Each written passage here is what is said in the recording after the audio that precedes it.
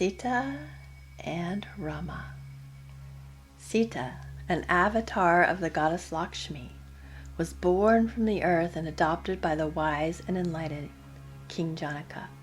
As Sita grows into a beautiful young princess, many princes seek her for marriage, but it is Rama, the prince of Ayodhya, who wins her hand by bending an oversized, impossible to even lift bow. Sita falls madly in love with Rama, an avatar of Vishnu, who is strong and full of integrity, and she promises to be the perfect, devoted wife. She leaves her beloved home to live with Rama in his father's kingdom. Once in Ayodhya, Sita learns that Rama is next in line for the throne, but is devoted to and loves his father. And soon, Sita sees that Rama's love for the fair and just king is also mirrored by all the people in the land. The kingdom is prosperous and peaceful. That is, until an evil maidservant poisons the mind of Rama's stepmother, his father's youngest wife, Queen Kaikeyi. The maidservant convinces her that her son, Bharata, should be the next king, and reminds her that she once saved the life of the king, and he promised her that if she ever needed a favor, no matter how impossible, he would grant it. So Kaikeyi asks that Rama be banished from the kingdom for 14 years. With great grief in his heart, a grief that he knows will soon kill him, the king grants this boon. Bharata, who also feels this grief, because he loves his brother, so he promises to hold his place in line and do his duties with honor until the rightful heir returns. As Rama and his other loyal brother Lakshman leave for their long journey into the forest, Sita runs after them and begs to go with them. "The forest is no place for you," Rama says. "My place is with you," she says. "I don't need anything but my king."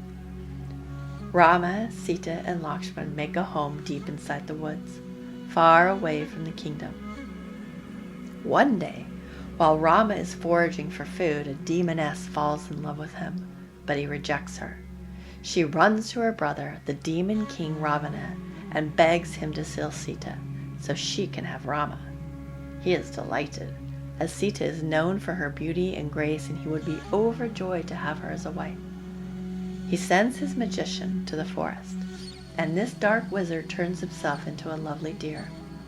Upon seeing this golden glowing animal, Sita becomes enamored and wants it for her pet. Rama and Lakshman agree to go find it, but before they leave, Rama draws a magical circle of protection around Sita and begs her to stay inside of it while they are gone. After some time passes, Sita sees the deer and runs after it, leaving her circle, thus allowing the evil Ravana to grab her and whisk her away to the island of Lanka. When Rama returns, he is despondent, crying for his beloved, and promises to search heaven and earth to find her. Hanuman, a magical creature who is half man and half monkey, was in the trees listening to Rama wail, and recognized Rama as Lord Vishnu incarnate. He pledged his undying loyalty and joined Rama and Lakshman in their quest for Sita. In Lanka, Ravana has been doing everything he can to win over Sita, but when she continues to reject him, he throws her into a barren dungeon. In her cell, Sita longs for her beloved and begs the god to help him find her. She tries telepathy, fasting, and prayer, all to no avail. Many years go by, and during this time, Sita is haunted by demons, and every day Ravana visits her in his evil form, threatening death if she does not surrender. Half mad, she wonders if Rama has forgotten her, and if she is destined to die in this prison. But even in her desperation, she remains faithful and devoted to her husband and finds the strength to ward off her captors. After Rama, with the help of his brother, his loyal devotee Hanuman, and an army of simian warriors, discover where they have hidden Sita, they wage a battle with the demons of Lanka. Rama aims the arrow of Brahma, a weapon that held the power of the gods in it and could never miss its mark, at Ravana's heart, thus killing the 10-headed demon king. They break into the cell and free Sita, who never wavered in her singular focus on Rama. On their way back to Ayodhya, all the people of the land light their path with candles in the first festival of lights, rejoicing in the reunion of Sita and Rama and the triumph of good over evil. Rama's 14 years of exile has long been over, and once back in his rightful place on the throne, Rama's jealousy gets the better of him, and he wonders if in the time she was trapped in Lanka, Sita ever cheated on him. How can I know you weren't touched by another while you lived under another man's roof? Sita is stricken by the arrows of his harsh words and denies it. She falls to the ground and heaves, devastated. He could even think such a thing. Rama calls on Lakshmana to build a pyre to test Sita's loyalty. With his head hung, Lakshmana builds a ring of fire and notices that Rama's head is bowed in shame as well. Sita walks a circle around Rama and calls upon Agni, the god of fire, for protection. If I am innocent, I will not be burned, as my heart has always been true to my Lord. Even though she knows she is pregnant by Rama with twins, Sita steps into the flames, and because she is an incarnation of the goddess of abundance, love, and beauty, she conjures the lotus of Lakshmi under her feet for extra protection. When she steps out unscathed, and even brighter and more supple than before, Rama knows she is a loyal queen. But that's not enough for the citizens of the kingdom. Soon they are gossiping about the possible infidelity of Sita, and as the word spreads, Rama again is riddled with doubt.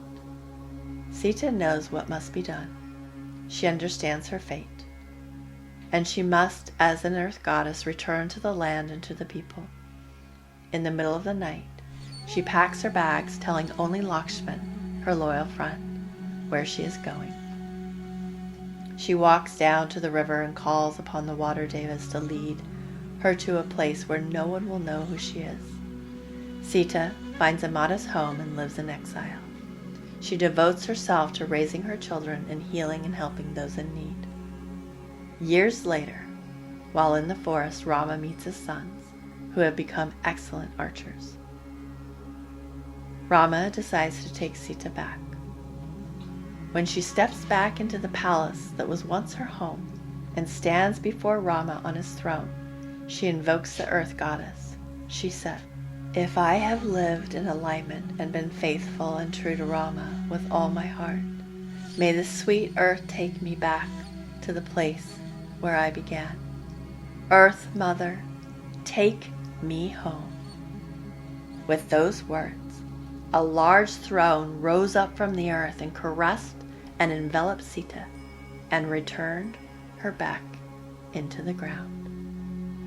Upon losing Sita once again, Rama is stricken with grief and disappointment in himself. He spent the rest of his days praying and performing pujas for Sita's return. However, in his sadness and devotion to his missing queen, he becomes a just and fair king like his father.